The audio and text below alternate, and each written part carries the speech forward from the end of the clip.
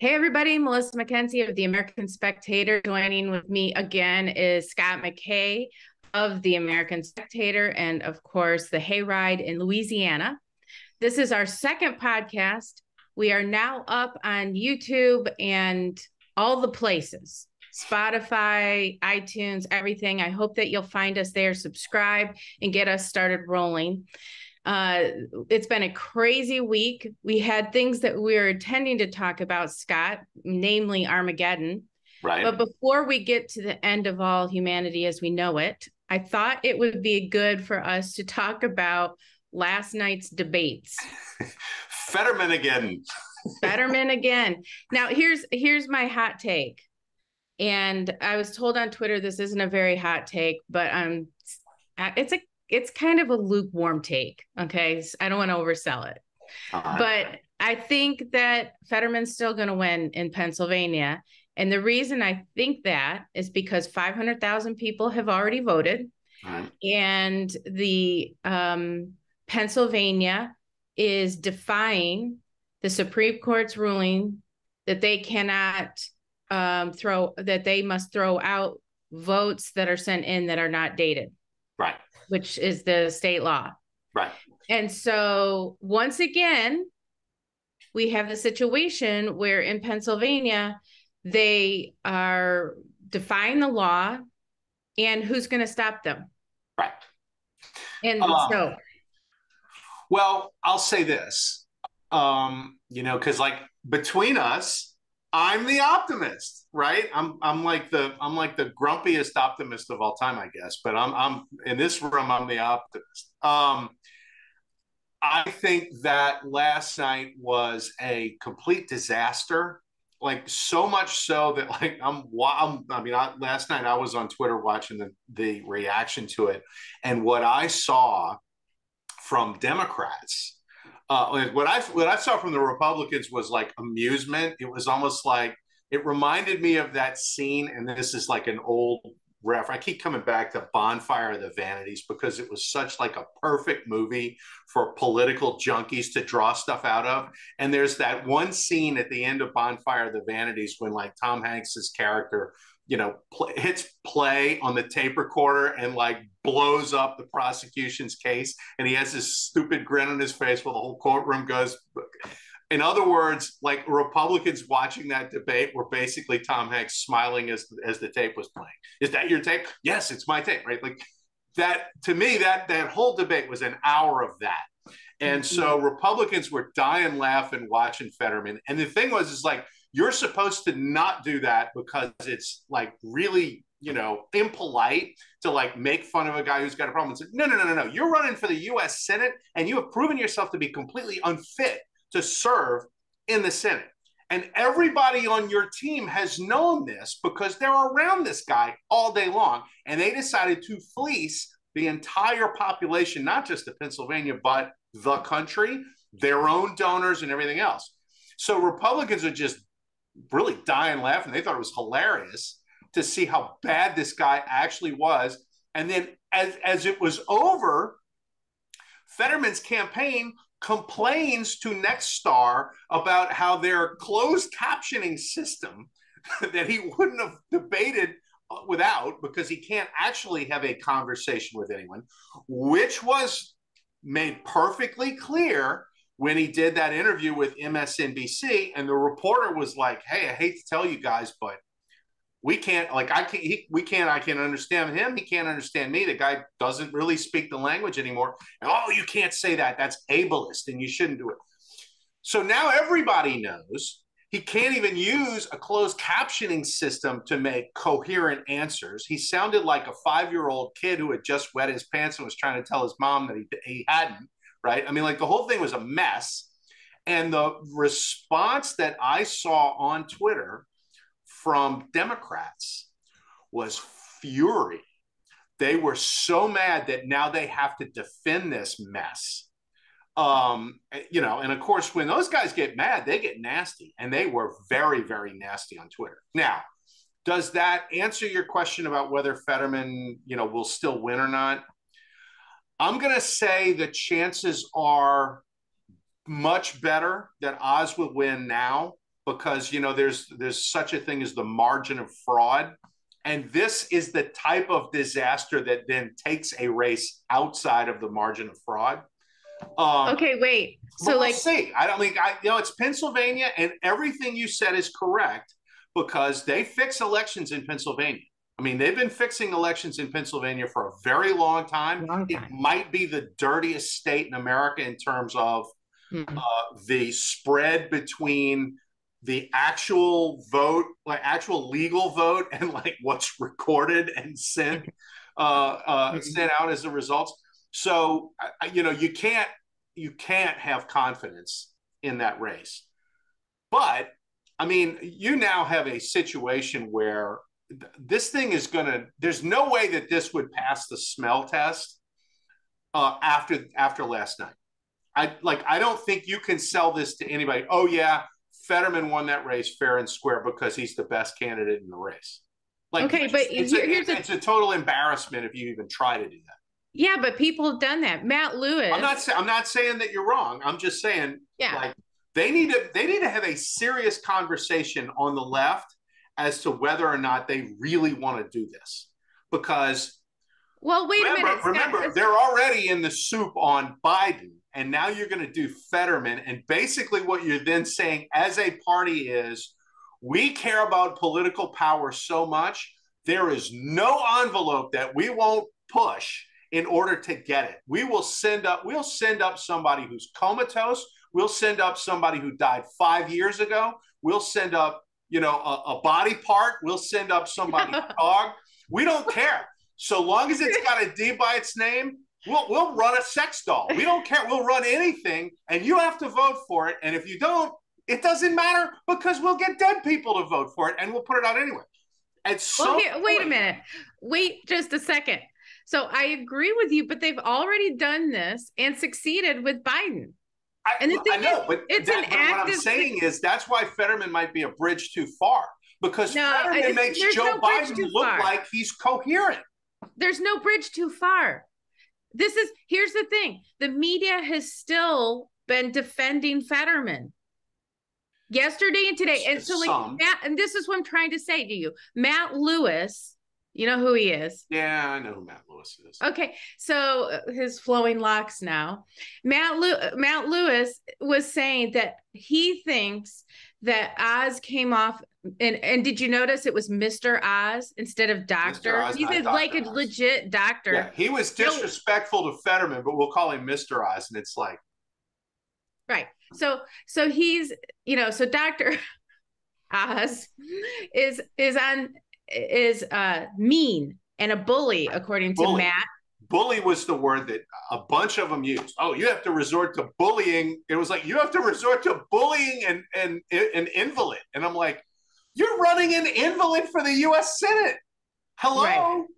Not to mention the fact, and look, if I'm Oz's campaign manager, I start running against the bisexual illegal Brazilian who's Fetterman's wife, because that's who the senator would be if Fetterman wins that race. Yeah. You're really running against her and saying, hey, this is somebody who freaking, I mean, we're talking about the border as an issue.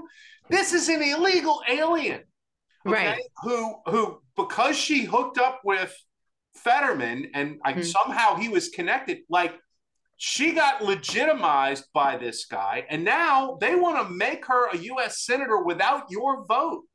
Well, Biden was all pictures with her and called her the future senator. Senate, right? Remember he said that. You're going to make a great lady of the Senate. And everybody should have been like, wait, what? What are you talking about? Right. The big, tall, lumpy looking guy is the candidate, not her.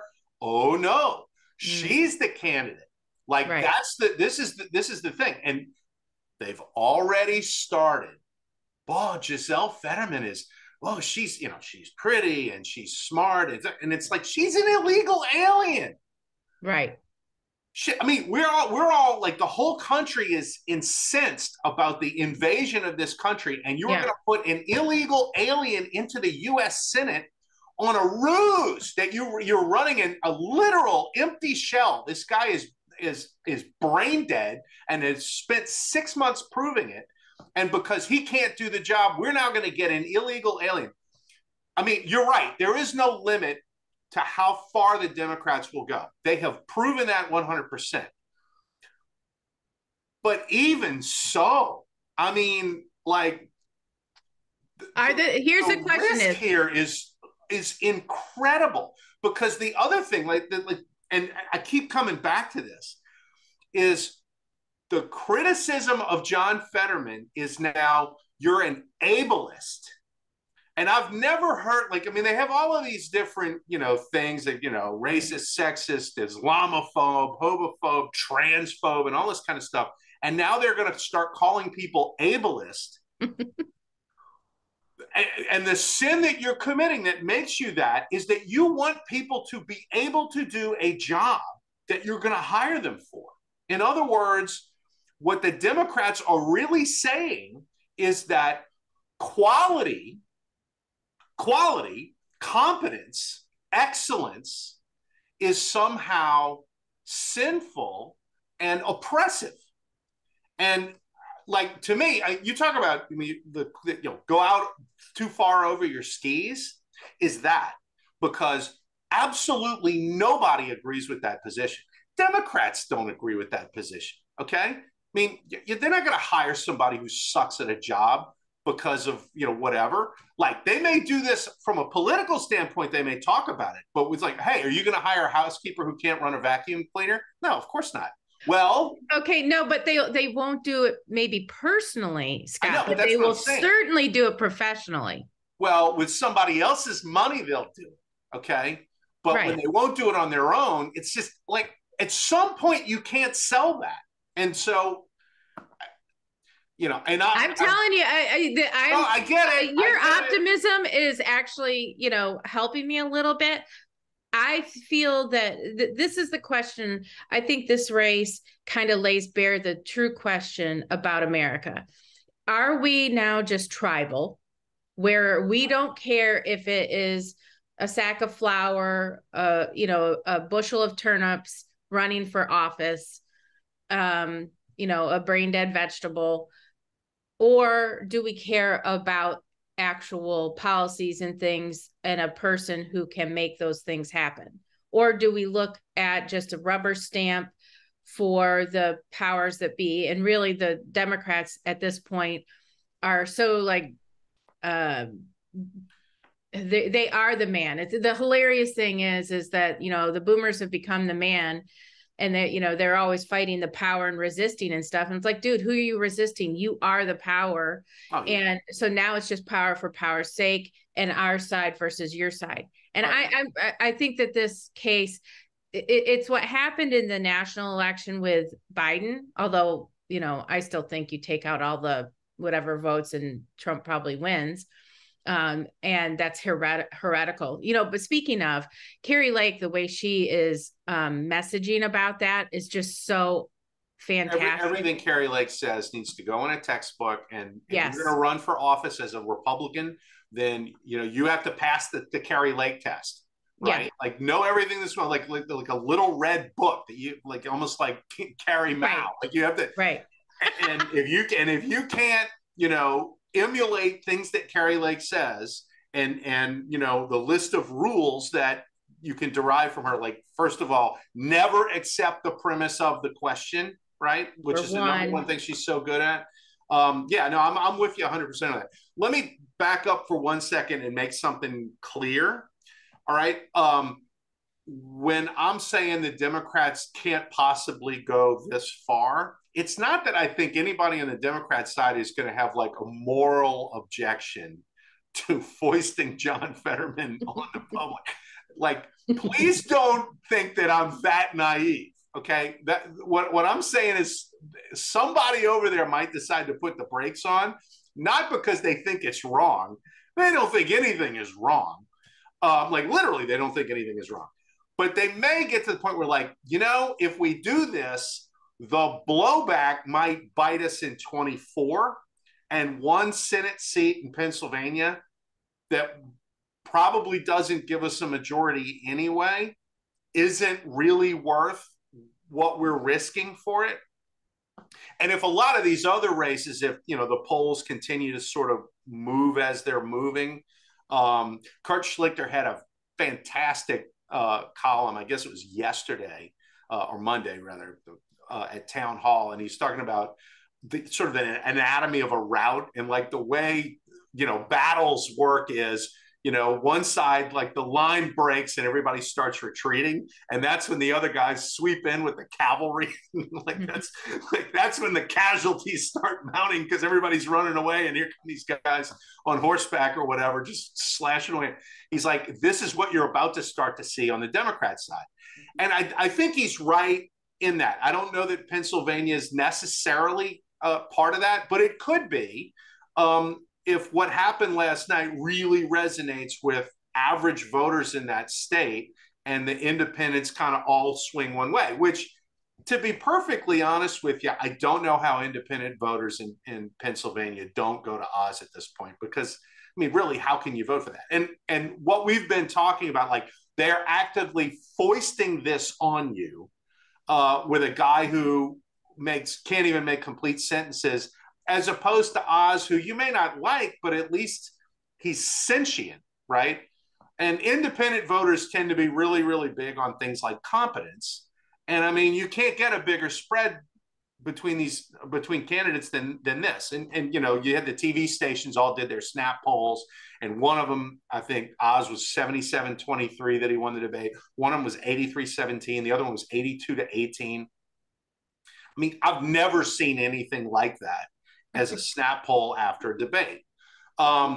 So, like, I'm going to disagree with you. I'm going to say Oz will win, but okay. I wouldn't bet the house on that because I have very little faith in Pennsylvania. I mean, I'm from Louisiana.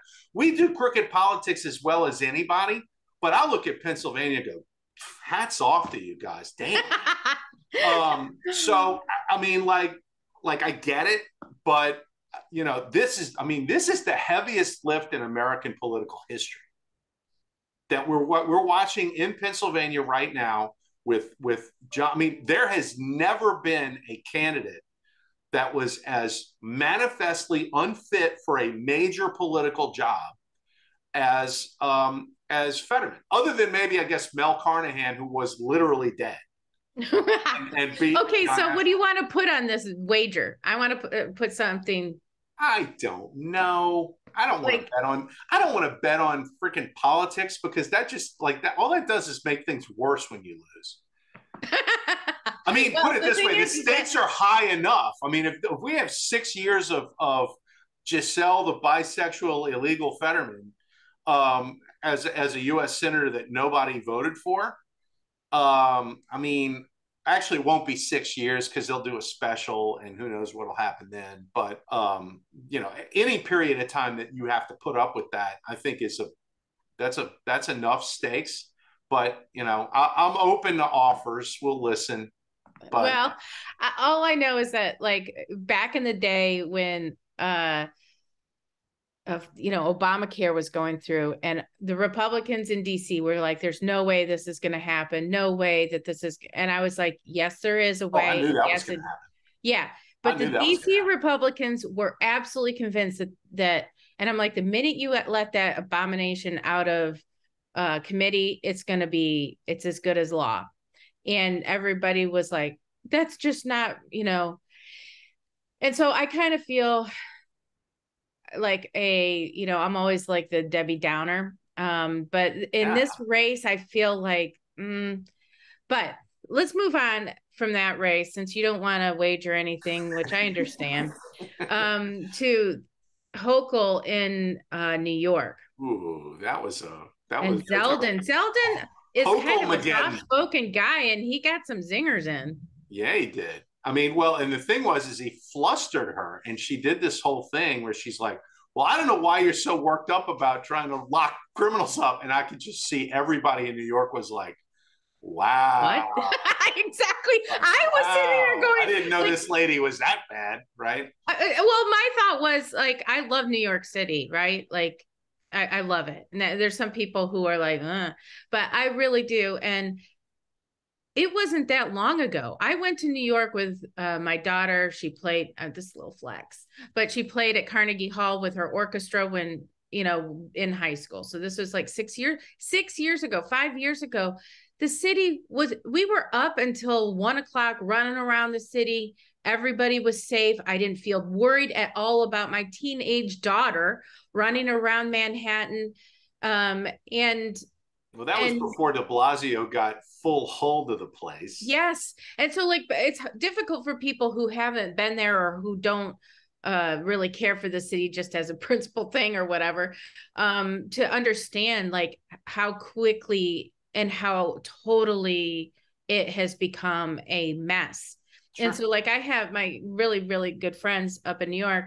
Their kids all live in the city, and they have an Asian daughter and that they adopted, and she's just not safe anywhere anymore.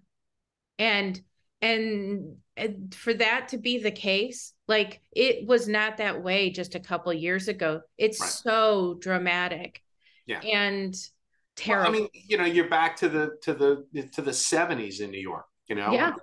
And the thing is from whenever 1976 to 1982 maybe or so, the number one cultural piece that defined New York City was Taxi Driver. Right? I mean, that's what everybody this is what that's why that movie was a hit, was because it accurately described what New York City was in the late 70s and very early 80s. The other movie that described it was Warriors, right? Where you had all the different gangs in New York. They're like, hey, we own this place. It's all our turf. And everybody in New York City was like, yeah, that's pretty much what this city has become. And then, it went away a little, and then it got bad when Dinkins was the mayor, and then Giuliani came along, and all of a sudden it was the most well-run, prosperous, really middle-class city in the world. Yeah. Because, all the way from, the cops to the subway car conductors, everybody was a city of people that had dreams and were striving and whatever. And that's all gone. Because you're on your second straight mayor in New York City who's 100% clueless about how to make a place work. Yeah. But the only way to fix a dysfunctional city is to have a functional state government that can step in.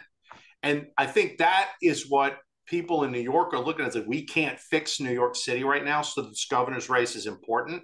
Yeah. And Zeldin is the first Republican in a while who actually has some energy to him and some, I hate to say the word balls, but he has some balls. This guy will actually come up and smack you in the face.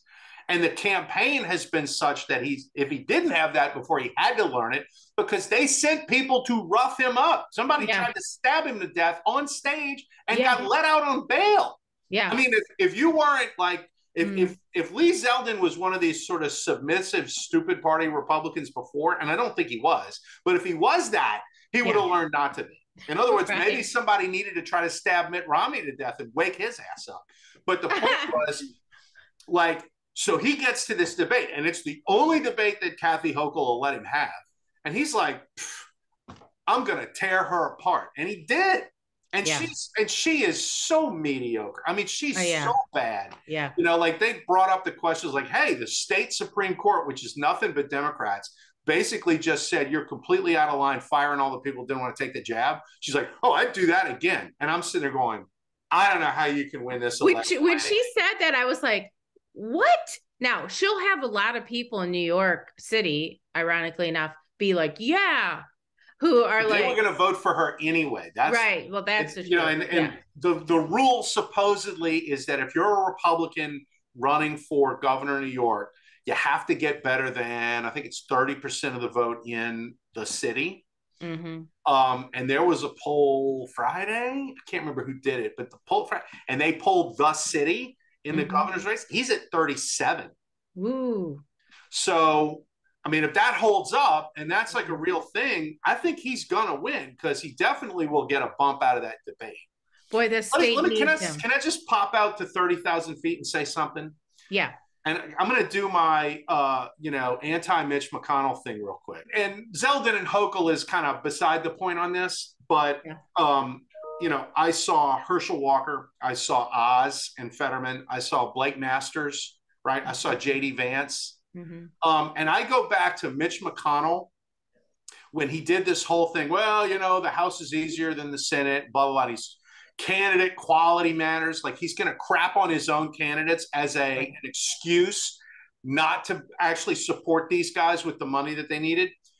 Well, how's that holding up, Morphine Mitch? Here you are, you crapping all over your own party's candidates, and the Democrats don't. The Democrats are running Warnock and Fetterman and Tim Ryan and like a host of losers that nobody in their right mind would vote for. And to listen to them talk, it's the founding fathers they're putting out there on the ticket. And this clown who is 80 years old, who has zero business running a major party and is the biggest drag on the GOP's electoral fortunes for 30 years, this guy, since 1984, he's been in the Senate. Since 2007, he's been the party's leader in the Senate. And we underperform over and over and over. Every 2 years, we get 33, 35 Senate seats or whatever it is that we have to, go out and win these elections. And we always fall 5 seats short. And it's always the conservatives that can't win because they're always getting torpedoed by Mitch McConnell. And for that guy to run his mouth and talk about how bad Republicans candidates are in this cycle, when they have all gone out on debates and beaten the stew out of the Democrats that they've been up against. What Blake Masters did to Mark Kelly was savage. It was savage. He crushed him. That whole line about, well, if that's the best you can do on the border, then why don't you resign? I've never seen anything from a Republican candidate that was that good. And I'm going, wait, did you actually make the case that this guy wasn't a good candidate? He's a sensational candidate. If he had Mark Kelly's money, he'd be beating him by 12, 15 points. It would be like Rubio and Val Demings down in Florida. It would have been a blowout. You have held this down. Now we find out that he's throwing money at Murkowski, that the people of Alaska for 18 years now have been, get it off. We're done with this lady. We don't want any part of her. And they keep imposing her on the people of Alaska. And at some point, Alaska's going to go Democrat because they hate Republicans in D.C. so much. And that will be Mitch McConnell's fault. Because he keeps, every 6 years, he keeps doing this. And nobody will stop him from doing it. Do you know why, though? Alaska, what's that?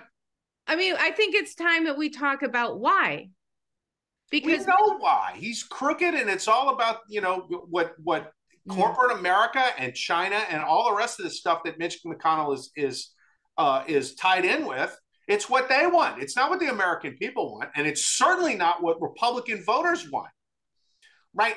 Do you remember when the Tea Party was a thing in 2010 and you had all these guys come in and it was like, well, what are you going to do? Because these Tea Party Republicans are nothing like you, Mitch. He says, oh, well, we'll just co-opt them. I mean, he said it. He didn't be like, oh, I'm just, you're in my world now and I'm going to tell you what's what. And I'm going, okay. I mean, maybe I understand, like maybe some of these people don't know how things work, whatever. And it's 12 years later and nothing has changed with him. And why do we continue to put up with this? 85, 90% of the Republican Party has moved on from losers like Mitch McConnell. And the one thing that tells them, well, but if it wasn't for Mitch McConnell, Merrick Garland would be on the Supreme Court. As though he did us a favor by not having hearings on that. What do you think? If Chuck Schumer was the head of the Republican Party and the thing was reversed, do you think that Merrick Garland would have gotten a hearing from Chuck Schumer?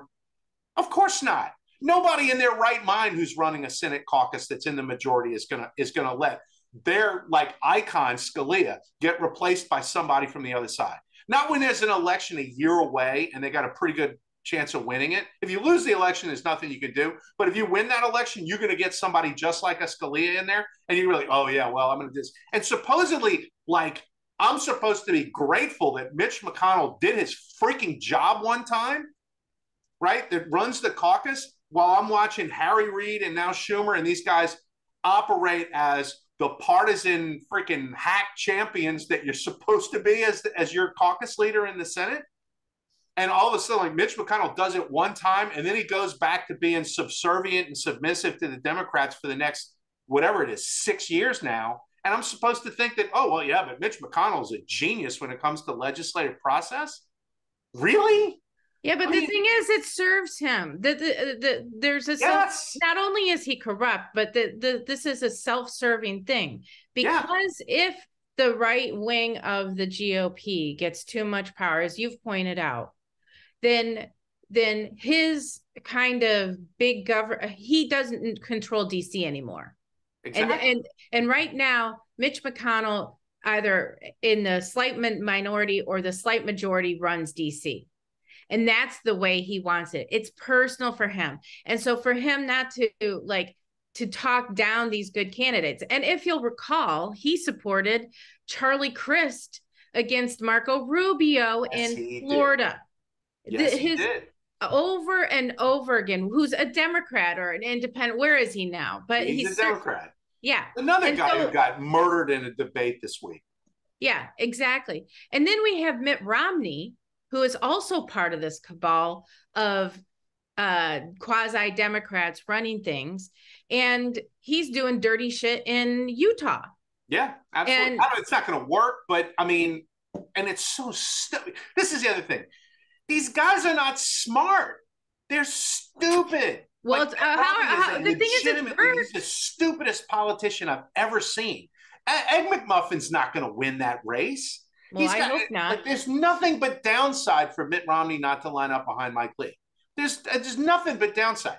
Mitt Romney's got zero chance in Utah in 2024 as a result of what he's done.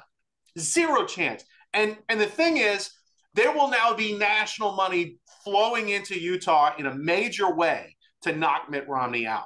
Because if Trump is the nominee and Romney's on the ballot too, Trump will he will put 10, 20, $50 million into the Republican primary in Utah to get rid of Mitt Romney. And Mike Lee's kind of a legend. He's a legend with the Mormon people there, though, Scott. I don't know about this. Well, I mean, that may last for a while, but I mean, look, legends behave badly and get turned out. That happens. Yeah. You know, I mean, sooner or later, people go, "What have you done for me lately?" And you're done. And you know, there's no upside here. I mean, this guy McMullen. There is an upside. Power. There's power from Mitt Romney, for Mitch McConnell, for Lindsey Graham, if there's just a slight GOP majority.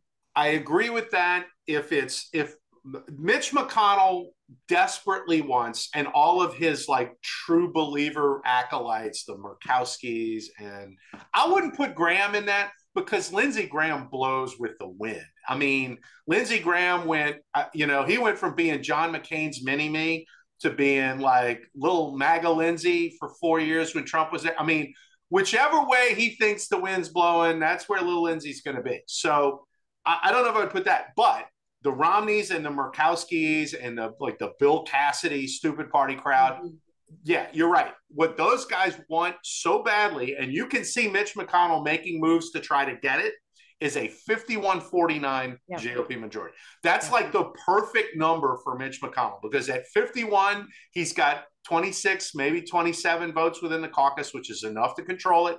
And he's got, enough of a thing where he's like, well, I can't get a majority for this piece of legislation that all of my voters want because Susan Collins and Lisa won't go for it. So I don't know what to tell you. And it's like, you have carried this ruse on since 2007.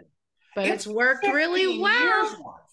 Well, I get it. But at some point, your jokes aren't funny anymore. And I mean, like, we're past that point with your average Republican voter. Okay, wait a minute. So let's go. Ron Johnson. My favorite win of this cycle is going to be Ron Johnson. Yeah. In Wisconsin. Yeah. Bless that man. I love him. And he is a thorn in the flesh of everyone in DC because he's about one of the only businessmen who actually knows what their stupid rules and regulations are doing to businesses. So I love him. He's going back. Hallelujah. Praise be. But looking through the other Senate races, so you think Mike Lee is an absolute win? Yeah, he's going to win. Okay. So he may win by 5 points or something, but he's going to win. Okay, so he's going to win. I'm in with Vance. I think Vance is going to win. So Trafalgar had a poll out today. Herschel's up 2, which is good. And I mean, that may be a runoff before he wins because the Libertarian may keep Herschel under 50. But if the Republicans already have a majority and then they do a runoff in January, I doubt they put a lot of money behind Warnock at that point. So, and if you're an average voter in Georgia, you really like to have at least one senator who's in the majority, right, for pork purposes and everything else. So I think that's a big advantage for Herschel. So I feel pretty good about him. Ted Budd's going to win. What about Masters? Do you think? I mean, Peter Thiel apparently just threw him $1 million or $2 million, which will help. The trouble is that I think he's a great candidate. Mark Kelly's kind of one of those affable guys. You know what I mean? He's just kind of likable. But that debate was bad. It was bad. But how many? The thing about it is, Arizona has very definable, serious problems that are directly traced to federal policy. Mostly in terms of the border, and then you have the fentanyl issue and the crime issue. I mean, so this is the kind of cycle where you're going to get, and the voters in Arizona are pissed. And I mean, along comes Carrie Lake to sort of redefine the Republican Party. Yeah, and she's going to have coattails because she's going to. I hope so. She's fantastic. Yes. So and I've always felt like.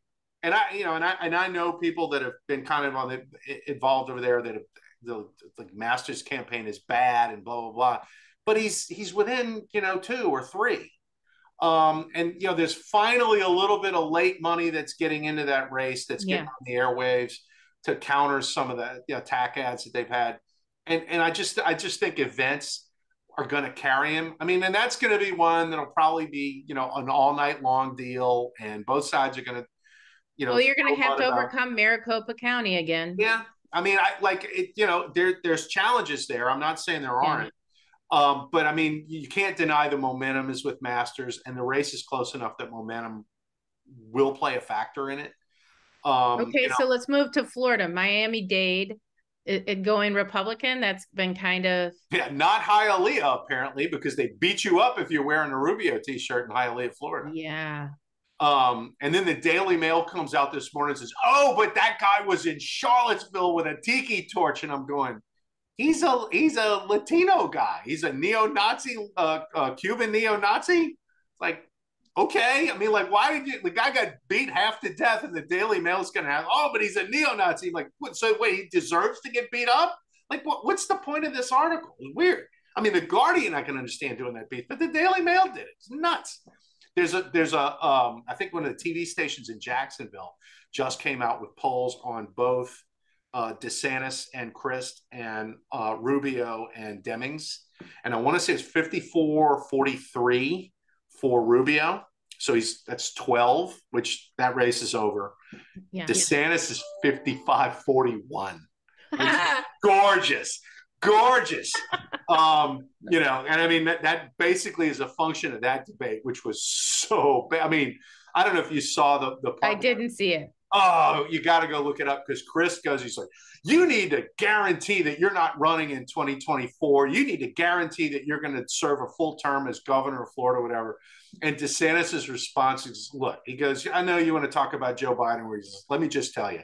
He goes, the only broke down donkey that I'm talking about putting to pasture is you. It was great. I mean, it was like absolutely the whole audience just, everybody started cheering and laughing and whatever. It was a total just own moment that he did. And, a couple of days later, this poll comes out. Now he's up 14 points.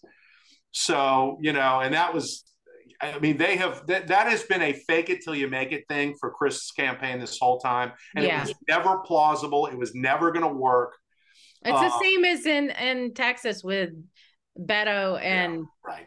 I mean, and I had some people at one point, because I was seeing these weird headlines and stuff, and I was like, what is going on here?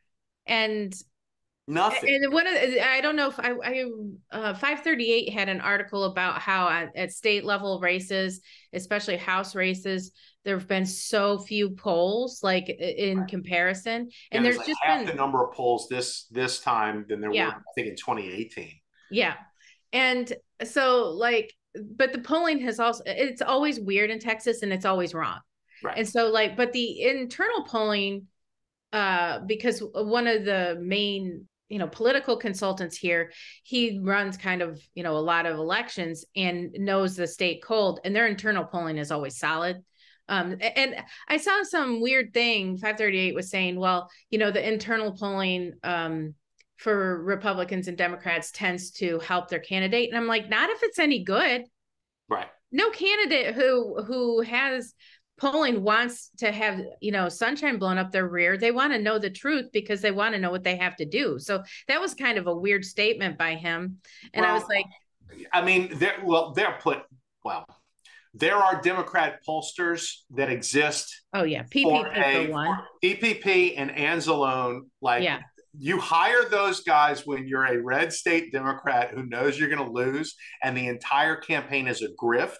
Okay. yeah, And you hire, like, Anzalone goes and runs a poll. Look, our guy's only down 4. Give us all right, your money and he can win. Right. And right, like, it's right. always a scam, and the left wing Yeah. donors fall for it all the time. Like, this has been going on for God, ever since the South turned red.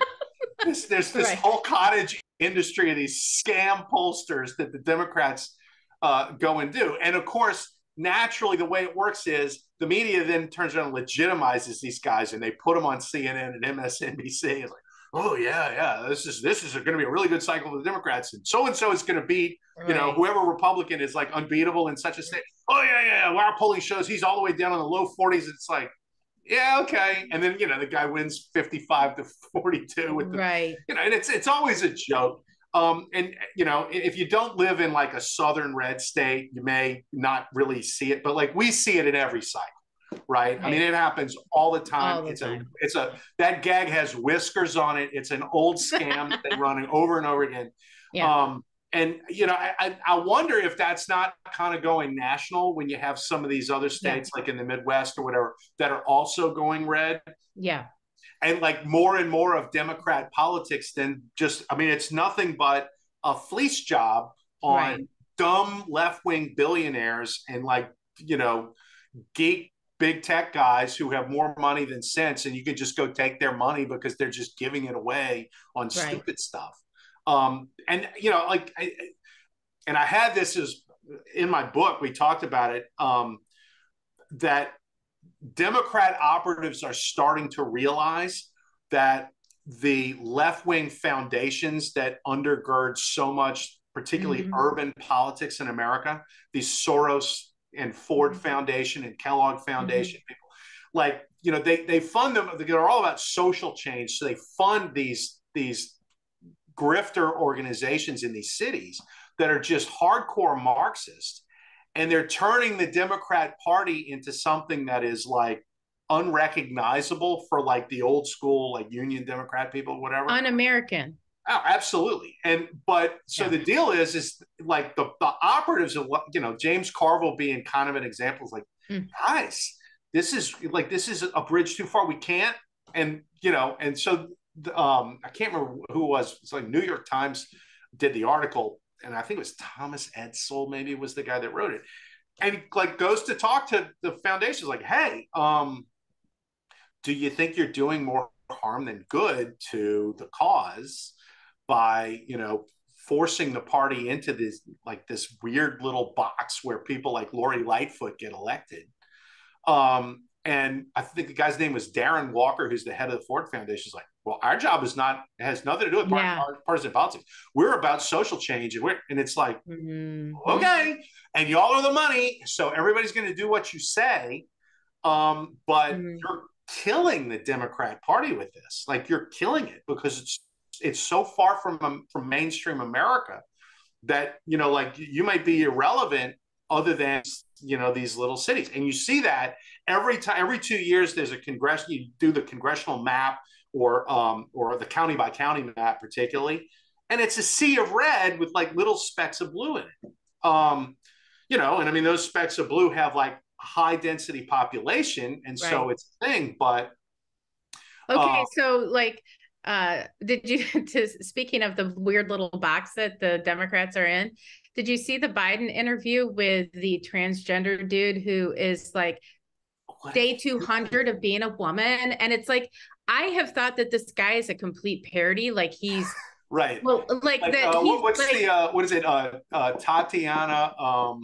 yeah, Oh God, the McGrath. which is so fun.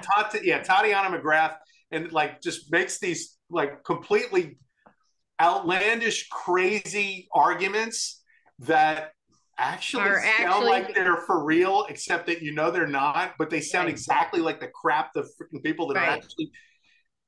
And I thought that this was that.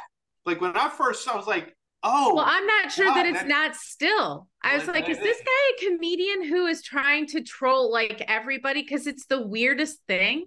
but Melissa gets to the White House.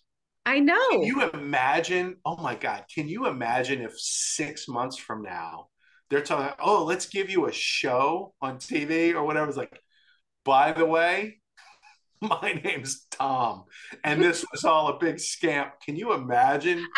Your I'm emperor waiting has for no that to closed moment to happen. get that far with the gag and then go. Well, the thing is, because he's like, there was one video of this dude like flouncing around with high heels in a meadow and like flicking his hair as if I was like, and all the women are going, "There's no woman who does this." What was he doing? And so like I've been like really cautious about this I guy mean, because I'm like, I think he might be a comedian. I see women really offended by this. I mean, like Oh yeah, really offended. Like you have totally trivialized my femininity and the whole. Like, I mean, right. really Well, getting mad, which I actually think is fantastic because it's about right. freaking time, right? Yeah. Um, but yeah, like this one, and I don't know why this one and not some of the ones that have come before, but like this Right. one has really sparked a backlash. Well, Uh, the thing is because it feels so like stage crafted and put on. That's why I've been like, before I get all outraged about this weird dude, I'm pretty sure that I think he's trolling everybody. I think Well, this I is, mean, well, and we already know that that happens because you had the shop teacher in Canada that got like the giant boobs, and it yeah. turned out that that guy was actually based, and like they had Oh, written did him it? up Is for. that Oh true? yeah, they had written him up for all kinds of like whatever microaggressions that he'd committed and everything, and he was like, okay, fine. So he puts on the big boobs and a dress, and he comes in. He says, guess you can't fire me now. And like the parents got Um, all outraged, and the kids were like, no, no, no, no, no, mom, this is awesome. Right. So ultimately, that guy's going to get some giant payday out of the deal. So this is I already didn't, like becoming a thing. yeah. And it wouldn't surprise me if this, what is his name? Mhm. Dylan something? I don't know. It wouldn't surprise me if this is actually a troll job, because the one thing you're seeing more and more and more is that the right is really getting good at the trolling. Yeah. Like now's when we talk about Alex Stein going to Penn State, which was, I wasn't that crazy about the big booty Latina thing with AOC. Like I Right. wasn't Yeah. that nuts about it. Like I appreciated the effort, but I was like, Mm, but he goes to Penn State and this chick hawks are looking on him. And it's, I mean, anybody else would have just completely decked her and then said, oh, I'm sorry, right? And he's like, she spit on me. This whole thing, and like made a giant joke out of it while all these people are just turning animalistic and screaming F bombs out of the whole. And it was like, oh my God, what, like, there is no more complete victory in American culture in the last 20 years than what Alex Stein did when he went to Penn State. Because he mm, exposed, like, how can you call this an institution of higher learning when this is what you have? This is right. a rabble. This is the scum of the earth, and Yeah. like can't conduct themselves with any sort of decorum whatsoever. And he didn't do anything to spark it. Like he goes in there and he's like kind of ridiculing them, and they went completely ballistic. completely ballistic. She spat on him. And the faces she was making at him before she spit on him were like something out of The Exorcist. Yeah. It was nuts. It's like, holy cow. And the thing was, is like, she was just the one at the front of the camera. They were all like that. And there were hundreds of them. Yeah. You know, and so now we can actually have the conversations like, that's Penn State University. That's not, you know, Oberlin. I mean, you know, that's not Evergreen State. This is a big, giant, major state flagship university. Okay. That the president gets paid $1.3 million a year. What do they get? 50,000 students there. Okay. Like, and I know most of the students at Penn State don't act like that, right? I get it. But for that to happen on that campus at all, in 1968 didn't look like that. Okay. And you really have to like, okay, can we now have the conversation about how much this is costing us, not just in money, but in culture and in everything else, to have our institutions this corrupted that this is actually a thing. And you know what Stein's going to do? He's going to go to some other campus and have the same thing happen. And okay, and I'll put this out there just to kind of support the point. A couple of nights ago at the University of Louisiana at Lafayette, which is 45 minutes away from where I am, Jack Posobiec spoke at a Turning Point thing. And so, you know, decided to go ahead and go. And it was, you know, the whole room was, everybody was friendly. It was terrific, whatever. Got to meet him. He's a super guy, all this kind of stuff. And of course, the way Turning Point does it is, hey, if you're a left winger, if you disagree, then come up to the front of the line and let's talk, right?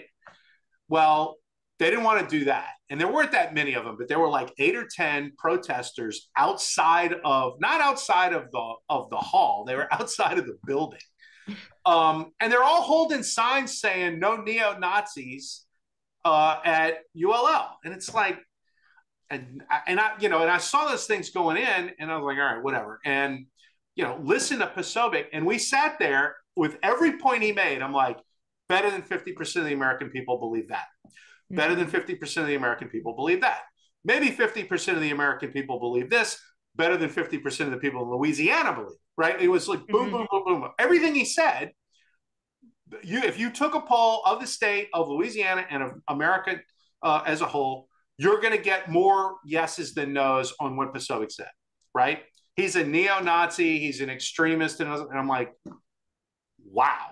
I mean, like, wow. And they won't even come in the building. He got one question from this little girl who said, I hate driving on I-10, and I think it'd be great if nobody had cars anymore. And everybody there was like, ugh. And then, you know, some Cajun guy kind of yells from the back, he says, what you gonna do when the hurricane comes, darling? And everybody started laughing, and she just kind of scurried away, and then that was the end of that. But I mean, so you know, you have to wonder if these colleges are going to turn out animals like that, while at the same time treating conservatives the way they treat them. And you're about to, Real Clear Politics is now projecting there are going to be 31 Republican governors and 19 Democrat governors after the midterms are over. Okay. I think the houses of the legislatures are going to look similar. It's going to be more than 30 states that have Republican legislatures. All right. So one of the things over the next couple of years that you're going to start to see is red state legislators with a red state governor in tow are going to say, okay, how much of this are we going to pay for? Like, because it's time to take the fuller brush and go scrub down these universities because we're paying for things that are rotting out American culture with our tax dollars, and we don't want to do it anymore. The old school Mitt Romney, stupid party Republicans were like, no, throw more money at him because it's going to make, you know, upper middle class, white collar Republican voters, right? The Ron DeSantis, you know, MAGA revivalist, you know, Trump Republican Party, I think is a little different. And that's who's getting elected to the legislatures across the country. And those guys are sick and tired of the obnoxious left-wing professor who's all over Twitter, you know, sliming every member of the Republican Party day in and day out. And they're sick and tired of it because even if they don't want to pay attention to that guy, their constituents are like, what are you going to do about this guy? And eventually it's enough of an irritant that they're like, yeah, okay, I got to do something. Or their own kids tell them all about how awful it is on that campus. Well, I think that what we're seeing is a further kind of divide. You know, they talk about red and blue America, and it used to be kind of mixed, but as I think COVID has caused kind of a great sort. And so people are moving to where they feel. And if they haven't, they're even in, you know, blue states, people have been so appalled with education that a lot of school boards at the real basic level have been turned over to conservative people because they're like, enough of this. Yeah. I mean, Virginia's, I mean, we saw it all play out last year in Virginia, and it's still playing out over there. So sure, absolutely. So you brought up Satan, which makes me think of a good time to talk about Armageddon. And we should close out the podcast talking about that, since that was what we were supposed to talk about today. Yeah. But I am still alarmed. Like, it hasn't waned. Like, I've been thinking this week, are we just going to pretend that we haven't all been casually talking about Armageddon, and that Biden has been talking about this, and we have media people? And one of the things I was wondering, back to the horrible millennial journalists that we have, is, you know, I grew up with nuclear drills. I don't know if you did. Yeah, absolutely. But I sat under a table, which was, now in retrospect, the face mask of the 70s and 80s was the desk and the book, you know, the big heavy book you'd put over your head under this. And we did have bomb shelters, though. Like, in some of the schools that I went to, there were actual, and we would be walked down into the bomb shelter. But which is something I don't think that the millennials ever experienced, because at the kind of the end of my schooling, that was, I think it ended before even my younger brother went through school. But so you have the millennials who didn't really experience that, and didn't see like the Berlin Wall fall, didn't understand communism, didn't understand what life was like in the miserable Carter years, because they weren't even, you know, born yet. And then to see kind of the dawning of a new age under Reagan, and a new age in the world with communism falling everywhere. I think that there's a lot of people who are in positions of power within this administration, who are in positions of power of the media, who have no idea at all what they're talking about. And then you have the boomers who are is frozen in time in a way, and look at Russia with the same eyes, and look at Europe with the same eyes as a post-World War II generation, and we're not there anymore. Right. We have issues. It's not Putin's a bad guy, let's be clear. But the issue we're dealing with is not the fall of the wall, and it is not the evil USSR empire anymore. We're dealing with different issues. Right. And so, like, it's kind of this weird, the Gen X people I talk to universally kind of have this opinion of like, whoa. Right. And the younger and the older are really flippant about like what this could mean. I think I'm like the boomers. I'm like, it's easy for you to talk about nuclear annihilation. You don't have long left on the earth, but you know, our children do. And then the millennials are kind of like, oh, well, what's one small dirty bomb? You know, this kind of back and forth. And I'm really kind of concerned about the moral place that we are, where I don't think enough people value life enough. Thank you, abortion. And thank you, euthanasia, and all that, as it's gone on, you know, has grown as a concept. And our culture is so kind of immediate and nihilistic that they're throwing around topics like it's no big deal, something that should be just inherently like cause revulsion is being talked about casually. Am I imagining this, or what do you think? No, I think that's a very accurate reading of the situation. And I would drill it down to sort of the immediacy of what's happening in Ukraine right now, that you're getting that same sort of nonchalance. The 101st Airborne is 3 miles from the Ukrainian border. Yeah. Okay? And as And I nobody's understand talking about that. nobody's talking about nobody's talking about that. I was just like, what?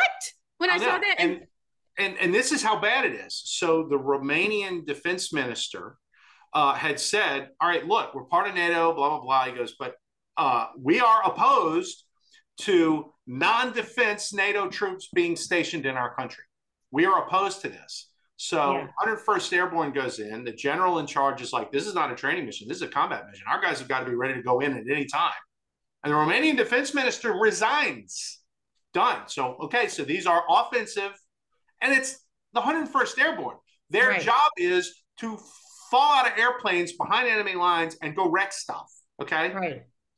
So, I mean, this is not, you didn't send, the 4th Infantry Division. Right. You sent the 101st Airborne over there. All right. So, well, and the other thing is too, is as a propaganda piece, everybody knows 101st Airborne. It's very clear what their job is. And the thing is, it's like, so this is very real to me. My son is at this age, right? My son he has 3 of his very best friends, one at the U.S. Naval Academy, one at West Point, one's about to go to the Air Force Academy. These are fine young people, patriotic, good people. And I'm sorry, but our country does not deserve them. And my concern is we have someone like Biden who did what he did in Afghanistan, who's utterly careless with the lives of the people who he is presiding over. And remember, we have zero national interest in fighting a real war with Russia over Ukraine. There is no interest that America has. Ukraine has always been within Joe Biden has an interest, though. Yeah, well, that's exactly what I was coming to. It's his laundromat, okay? Yes. And we're going to go expend them. We've already spent $80 billion of our money, okay? And now we're going to, how many thousands of American lives, military and civilian, are we going to put in the lurch for his purposes? Yeah. I mean, and the thing is I'm not making an outlandish statement there. Look at what he's done with the Strategic Petroleum Reserve. Yeah. Right? That's for emergencies. Well, what's an emergency? Joe Biden's approval rating is an emergency. Yeah. Okay. I mean, that's our oil. That is our stash. That if an asteroid strikes the country or we get in a major war and the whole supply is disrupted, that you can actually have something. And he spends it. He spent it. That's half of what it's supposed to be. All right. So that he can knock 50 cents a gallon off for a little while. And now we're going to put the 101st in Romania and greatly escalate this thing while the other side will not stop talking about using nuclear weapons. And meanwhile, we have this freaking circus clown in a green t-shirt in Kiev who is demanding that we nuke freaking Moscow. Right. And we're supposedly going to listen to him. And then when Kevin McCarthy says, I don't know that we want to give a blank check to this guy. Okay. That's provocative. And there's something controversial about that statement. And I'm like, you're right. It's bizarro world. I wrote a couple of weeks ago now, I was like, wise American leadership would get to the peace table quick and put an end to this. Yeah. We don't have wise American leadership. And the amazing thing, like the punchline to this whole piece is that a couple of days ago, my camera's getting a little blurry here. A couple of days ago, the progressive caucus in the House, like 30 of them, they write a letter. Hey, we need to do a peace. We need to, get to the peace table on Ukraine because this is getting out of hand, right? Like that lasted 24 hours and then they rescinded it. Like, hey, don't send us this letter. And you know what that tells me is, hey, something really bad's about to happen. Okay. Yeah. You don't want to be on the wrong side of this. Right. Well, this is the thing. I feel strongly that something bad is about to happen. And I feel strongly that Biden wants to be a war president and that the Democrats are so going to be wiped out that they need something to distract from their failure. And I wrote this. Oh, yeah, it's a wag the dog scenario 100%, except that it's not with Albania, like in the movie. It's with Russia. Right. Well, so I wrote like 6 months ago, maybe I'll have to go find it, to our newsletter people, which I highly recommend that you subscribe to the American Spectator, by the way, and you get my newsletter for free. You can sign up for it. But I said, what does a country and a world do when they are in debt, when there's no way out economically because of the absolute asinine things that they've done? What is it? What did they do? How did we get out of the Great Depression? How did we? And the answer is always war. Sure, absolutely. And so when I was like, we are in a dangerous time. We have a very bad leader in Biden. We have a very frivolous man as president, and he's stupid to boot. And then we have Putin, who feels like he's in the existential fight of his life for his country. He wants Russian culture to remain Russian. He doesn't want to be part of the world hegemony. He doesn't want the WEF to be making rules for his country. He doesn't want Drag Queen Story Hour to come to Russia. And he's not there's a lot of salutary things from the standpoint of the fact that he's a Russian patriot that you're definitely right about. He's also, he's got the old sort of Russian czar mentality of all of this is mine, right? And well, but the thing is, Scott, there's no leader in Russian history who hasn't viewed Russia almost as an extension of himself. I mean, that's very typically Russian. Absolutely. And this is the thing that I said in my most recent newsletter, which is, we know that Putin's a bad guy, right? He's former KGB. He remembers just like we remember the Cold War and the Berlin Wall falling. So does Putin. And it's his formative and most greatest personal shame, probably, as a, Russian. He has a terrible army. It's utterly corrupt and decrepit. Right. And so that leaves him few choices to defend the honor of his nation. Right. And so I sit there and I go, you do not give a cornered rat. He's going to come out by any means necessary. Well, and all he has left is missiles. Right. Because he's gotten his nose bloodied and broken in Ukraine, and we did it with, and this is, I guess it was one of the pieces that I wrote that got like the most traffic in the last month was, look, you need to build, Sun Tzu had the old, build a golden bridge for your enemy to retreat. Right, exactly. It's time to build the bridge. We have accomplished everything. It was way too expensive. Okay, and too much of it was stolen. But that $80 billion actually bought us victory in Ukraine. Okay, there is no deal that you could make over there that wouldn't satisfy America's interests. Now, would it satisfy Ukraine's interests? Maybe not. Okay. Well, but the thing is, who cares? Well, also they're not NATO. They're not. They're kind of sort of our ally. Right. We gave these guys $80 billion. Right. And that's on top of all the other swag that we've given them over the years. Look, if you can't push the Russians out completely by the time America says, okay, we're done, we're not paying for this anymore, it's time to go to the peace table, that's on you. You got $80 billion. That's more than the Russian defense budget. You got $80 billion to do your deal. Right? We gave you all the military equipment. We've given you all the satellite data. Yeah. Elon Musk gave you internet throughout this whole thing. And the situation with Musk is really instructive, right? Yeah. Because he's out $20 million a month giving them Starlink for free. And he's finally at the point of like, hey, I'm done. I've done this for 8-9 months. He's like, I'm $200 million in all told here. It's time to go to the peace table. And they basically, what the guy telling him? F off, right? Yeah. And he's like, okay, flips the switch, and it's like, yeah, you just lost Starlink. Now you got to pay for it. How you like them apples?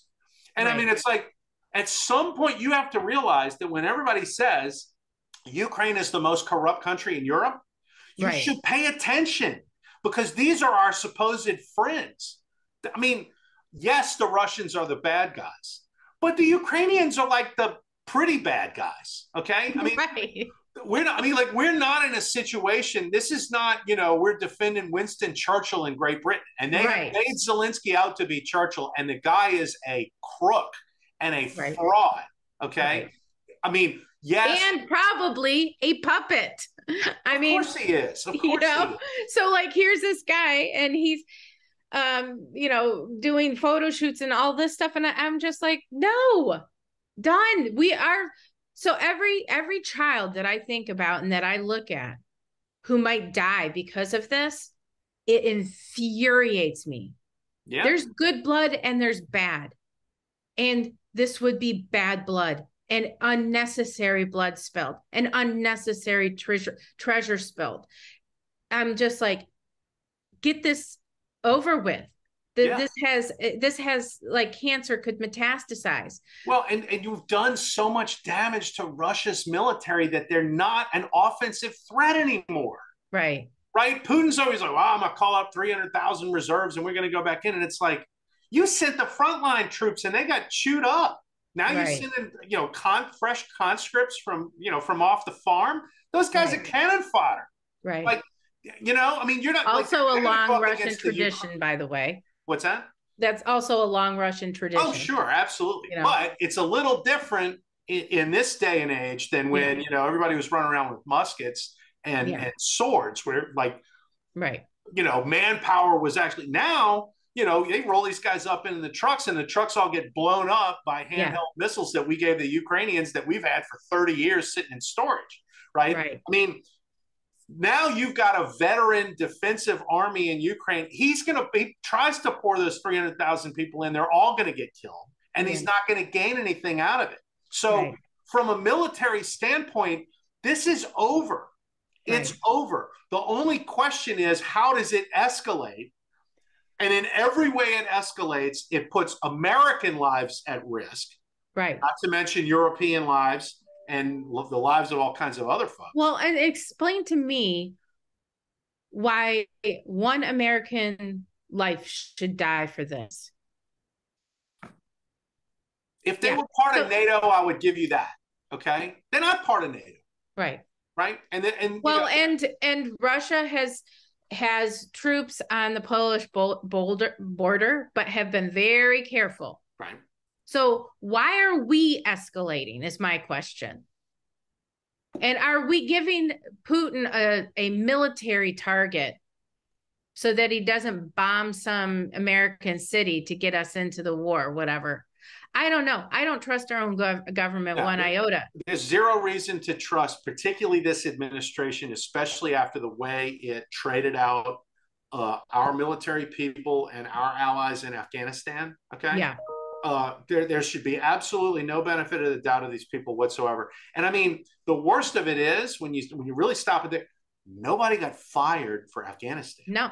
These are all the same people in charge. Yeah. I mean, they like Lloyd Austin, Jake Sullivan, Mark Milley, that whole freaking crowd of morons are all still there. Okay. Which, that was the other thing. I have a problem with McCarthy when he says, well, I'm not going to do any impeachments. I'm like, oh my God, how do you not impeach Austin and Sullivan day one? Run that bill. Like, okay, everybody, so we're signing everybody in. First thing is we're going to impeach these assholes and get them in here for hearings. But like nobody paid the price for Afghanistan. So it comes back to what we were talking about at the very beginning. Okay. Quality, competence, excellence. And we have an entire leadership class from a party that directly and publicly rejects those concepts as important, necessary, or even just. Right. Right.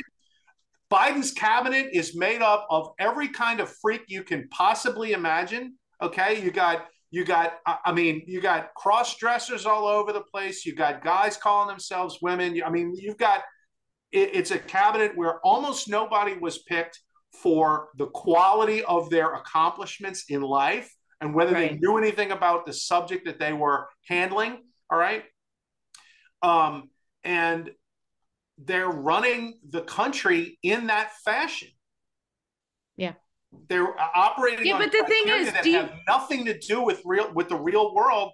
And you're seeing what we're getting. And you're right. There is no floor to like, oh, it can't, like in the Cuban Missile Crisis, there was some faith on both sides that, this is bad, but eventually, it's a question of how do we step back from the ledge, right? Because both sides, they knew that they wanted to step back from the ledge. They weren't quite sure, but the other guy is stepping back from the ledge. But ultimately, that was resolved because neither side really wanted it.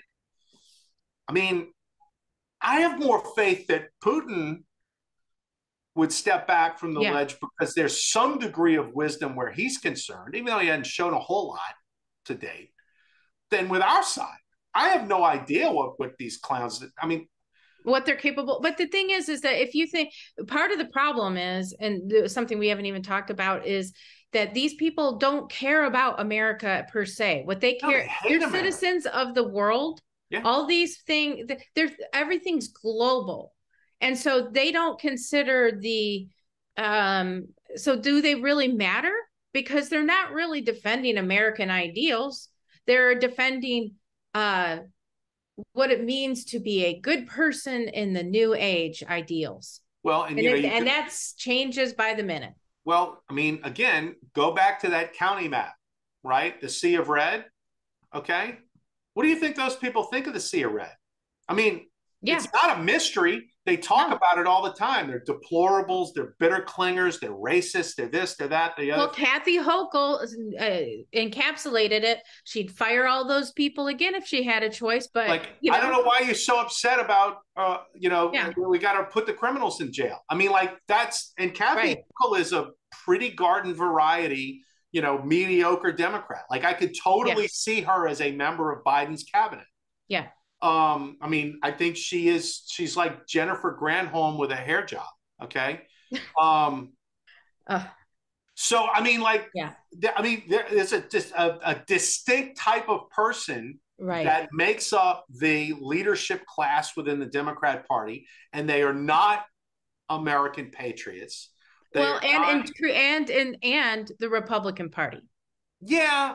Let me just, I'm going to say something controversial here, but the people at the top of the GOP who we're talking, the Romneys, and now the Bulwark class and the Dispatch and all of them, they have more in common. They hate the same people. Yeah. They might not like each other much, but they really hate the same people. And it's pretty much anyone who, now patriotism is called nationalism. Mm-hmm. Now believing in, you're a bigot if you believe obvious biology. Right. And so the hoity-toity class is way up here and just marinated in this BS and think anybody who doesn't believe like that is a cretin and just, so kind of,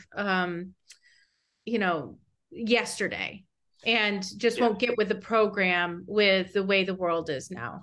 Well, I would say that class of Republican is definitely on the way out. Okay. Mm-hmm. That class of Democrat, they're not on the way out. At least within their party, they're not on the way out. They are 100% in control of the Democrat Party. And the fact that they ran Tulsi Gabbard out of that thing is very instructive. Okay. Yeah. They brook absolutely no dissent from any of that. And you saw it with that letter with the progressives. They're like, no, take that back. You can't have that. And, so what do you put war? And these are the people that all, probably were peace protesters when they were in college in the 80s. Yeah. Right. They wanted a nuclear freeze when Reagan was there. Right. Oh, right. And now, they can't wait to go get in a nuclear war with Russia. And it's like, you guys have, you just go with the flow and whatever you're told to do, you do. Nobody thinks for themselves. No, it's just, and now, basically they're slaves to the military industrial complex, which Republicans have always been accused of, and fairly rightly so. Yeah. But the bulk of the GOP, its voters are, you and I are it. Wait a minute. There's no reason why we want to go to war with Ukraine. Do you think Kevin McCarthy said what he said because he hadn't been hearing from his constituents? Right. That guy's been on the road, and everybody he's talking to is like, do something about this. What the hell? Okay, so Newt Gingrich spoke at our gala last week on Thursday, and he said that he put he said that we were at the most dangerous point, which I actually agree with him. Yeah. From a existential threat type of Armageddon type thing that we've ever been at any point in history. And I 100% agree, because the methods and means to wipe out people has never been more efficient and greater. And we've never been governed by dumber, more amoral, immoral people. And so it's just the worst kind of combination. A whole ton of power in the hands of people who have no respect for it and are dumb, arrogant and ignorant. And honestly, it's not just here. I mean, we it's all podcast. We need to talk about what's going on in the UK, because that's very instructive for Republicans to see what's possible with our party if we don't, kick the money changers out of the temple, so to speak. Yeah. Right? So so we've got this situation, and I can't remember. What did he say the risk was to us right now? It was did he say like 60% or something I thought is what he said. I think I might have blocked that out.